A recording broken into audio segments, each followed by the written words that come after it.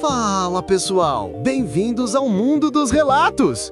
Hoje vocês vão ouvir mais uma história real da internet, daquelas que fazem a gente pensar, o que eu faria no lugar dessa pessoa?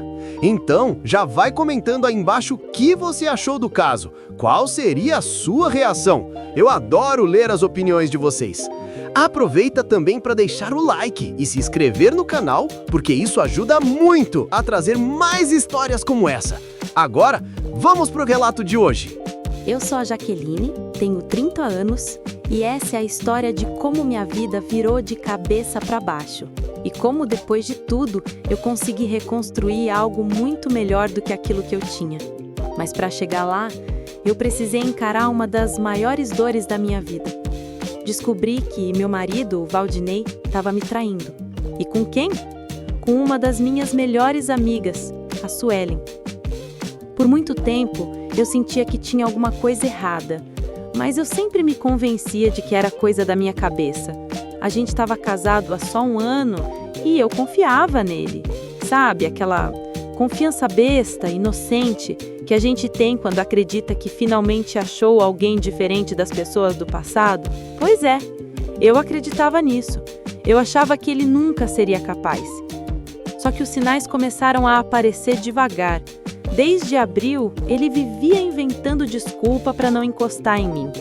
Toda vez que eu tentava uma aproximação, ele dava um jeito de sair, de desviar, de fingir que estava cansado. Até na hora de sentar no sofá, ele parecia querer ficar de costas para mim. Pequenas coisas, sabe? Coisas que doem, mas que a gente tenta ignorar porque não quer aceitar o óbvio. E no meio disso tudo tinha a Suelen. A Suelen era daquelas amigas que aparecem chamando de mana, dizendo que tá contigo pra tudo, que se precisar chorar no ombro dela, ela tá ali. Ela vinha pra minha casa, mandava mensagem perguntando como eu tava, perguntando se tava precisando de ajuda. Eu, besta, achava aquilo lindo. Mal sabia que ela tava vindo não era pra me apoiar, era pra ver ele. E para continuar com aquilo que eles já tinham começado. Eu descobri tudo de um jeito tão ridículo que até hoje fico pensando se merecia pelo menos uma humilhação menos teatral. Eu virei na cama durante a noite e vi o clarão do celular dele. E quando eu olhei, os dois estavam conversando no Snapchat. Ela dizendo que queria estar ali do lado dele, abraçando. E ele contando pra ela que eu tinha tentado seduzir ele na noite anterior. E os dois rindo de mim. Eu lembro da sensação física. Parece que você fica vazia. Parece que o corpo é só um buraco. Eu acordei ele na mesma hora. Não gritei, só perguntei. Ele tentou inventar, mas quando eu falei que tinha visto tudo, ele simplesmente admitiu. Como quem admite que esqueceu de comprar pão. Frio, sem remorso, como se fosse algo pequeno. E aí veio a frase que nunca vou esquecer. Foi só porque a quarentena estava estressante. Eu te vejo mais como uma amiga no meu coração. Amiga. Eu, a esposa dele. Eu contei tudo pro marido da Suelen, o Washington. Ele também ficou destruído porque descobriu que ela tinha beijado o Valdinei em fevereiro. E isso explicava tudo. Explicava por que, desde aquela época, eu sentia que o Valdinei estava distante, estranho, apagado. Aquilo foi o começo. A partir dali, nada do que eu fizesse seria suficiente.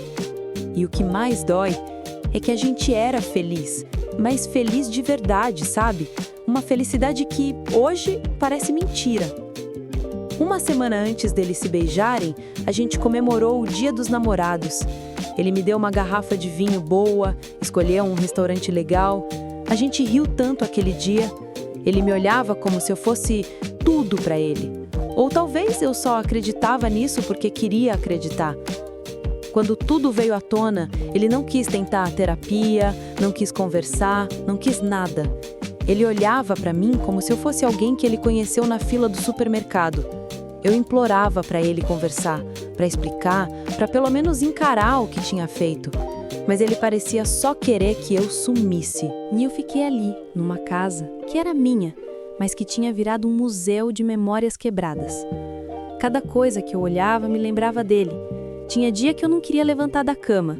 Tinha dia que eu me olhava no espelho e me sentia feia, burra, idiota por ter confiado tanto. E para ajudar, eu tinha sido demitida no mês anterior. Ou seja, tempo livre sobrando para remoer cada detalhe, cada frase, cada mentira. Eu marquei terapia. E ainda bem que fiz isso, porque foi o primeiro passo para conseguir me levantar. Depois de alguns dias sem falar comigo, ele pediu pra gente conversar. Achei que seria o pedido de desculpa. Achei que ele ia finalmente admitir o que fez, ou pelo menos mostrar algum sentimento. Mas não. A conversa durou uns 5 minutos. 5.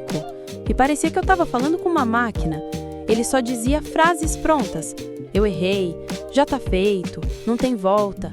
Sem olhar na minha cara, sem emoção, sem nada. E o pior, eu já sabia por outras pessoas que ele vivia chorando para os amigos, dizendo que tinha arruinado a vida dele. Mas para mim, nada. Nem uma lágrima, nem uma palavra sincera. Foi aí que eu entendi. Ele e a Suelen estavam juntos. Estavam escolhidos, sabe? Eles se mereciam, de verdade. Porque uma pessoa que mente para alguém como mentiu para mim, só funciona com outra igual. Aos poucos, eu parei de lutar pelo que a gente tinha e comecei a lutar por mim. Eu saí daquela casa, me mudei para uma cidade menor, gostosa de andar a pé, com pracinha, mercadinho, padaria boa. Aluguei um apartamento que sempre sonhei, decorei do meu jeito. Todo mundo que entrava falava que parecia a casa de Pinterest, mas para mim parecia simplesmente paz. Eu sempre fui a provedora do casamento. Era eu que ganhava mais. Era eu que pagava restaurante, viagem, tudo. E mesmo assim, ele me fazia sentir culpada por querer viver bem. Eu me diminuía para ele se sentir grande. É uma vergonha dizer isso, mas é verdade. E quando finalmente me vi sozinha, eu percebi como isso era absurdo. Comecei a fazer coisas para mim. Comer em lugares legais, comprar o que eu gostava, experimentar comidas diferentes, sair sem dar satisfação. E isso me trouxe uma felicidade que eu nem lembrava que existia. A terapia, meu Deus, a terapia me salvou. Minha psicóloga dizia que eu não tinha perdido um casamento, eu tinha me livrado de uma mentira. E ela estava certa. Depois de um tempo, eu resolvi voltar a namorar. Tive vários encontros ruins, claro. Alguns engraçados, outros lamentáveis. Teve um cara que levou a mãe no primeiro encontro. Teve outro que só falava do próprio carro. Essas coisas. Mas teve um em especial com quem eu realmente me conectei. A gente foi devagar, sem pressa. E ele me fez sentir desejada de um jeito que eu tinha esquecido como era. Ele me lembrava que eu era uma pessoa interessante, divertida, cheia de vida. Eu precisava disso. O tempo foi passando. E um dia, quando percebi, eu estava bem. De verdade. Não aquela fingida bem, mas bem mesmo. Eu acordei um dia e senti falta de nada. Nem dele, nem da gente, nem da vida que eu tive. Eu só sentia paz. E aí veio a segunda parte da minha história. A parte boa. 5 anos se passaram desde tudo aquilo. E às vezes parece que eu tô falando de outra pessoa, porque hoje eu vivo uma vida que a Jaqueline daquela época jamais teria coragem de viver. Eu comprei uma casa pequena numa cidade linda do interior e adotei um cachorro, um corgi. Dei o nome de Bilbo Baggins. Ele é o amor da minha vida. Gordinho, preguiçoso, carinhoso. Levo ele todo guia num parque que tem até bar para humanos. Ele virou celebridade local. Tem até grupinho de amigos cachorros. Eu não quero ter filhos, então ele é o meu. Nem tudo foi perfeito, claro. Meu pai faleceu. Minha melhor amiga se mudou para longe. E eu fiquei um tempo sem namorar ninguém. Minha psicóloga dizia que eu fui ficando mais seletiva. Mas a verdade é que eu aprendi que estar sozinha é muito melhor do que estar com a pessoa errada. Aprendi do jeito mais difícil. E sobre o Valdinei? Bom, eu não tenho contato com ele desde 2020, mas ele continua me seguindo no Instagram e assistindo todos os meus stories. Todos. Eu até pensei em bloquear, mas deixei.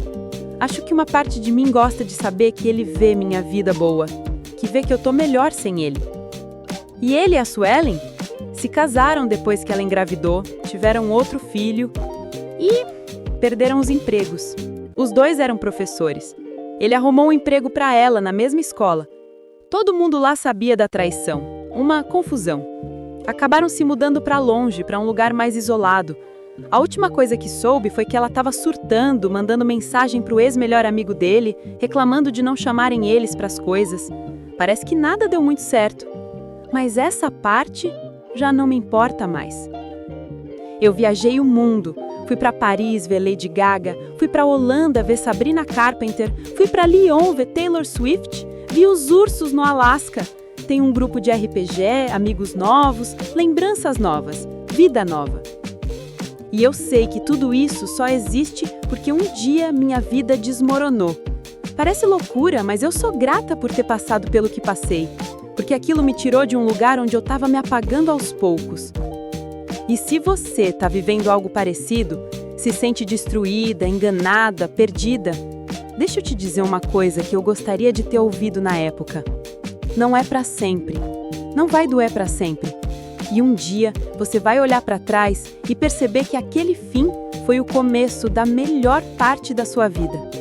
Eu sou prova disso. Valeu por acompanhar mais um relato aqui no Mundo dos Relatos. Se essa história mexeu com você de alguma forma, comenta aí embaixo o que achou e o que você faria nessa situação. Gosto muito de ver as diferentes perspectivas de vocês. E não esquece de deixar o like e se inscrever no canal. Isso ajuda demais a continuar trazendo relatos reais como esse. A gente se vê no próximo vídeo. Até lá!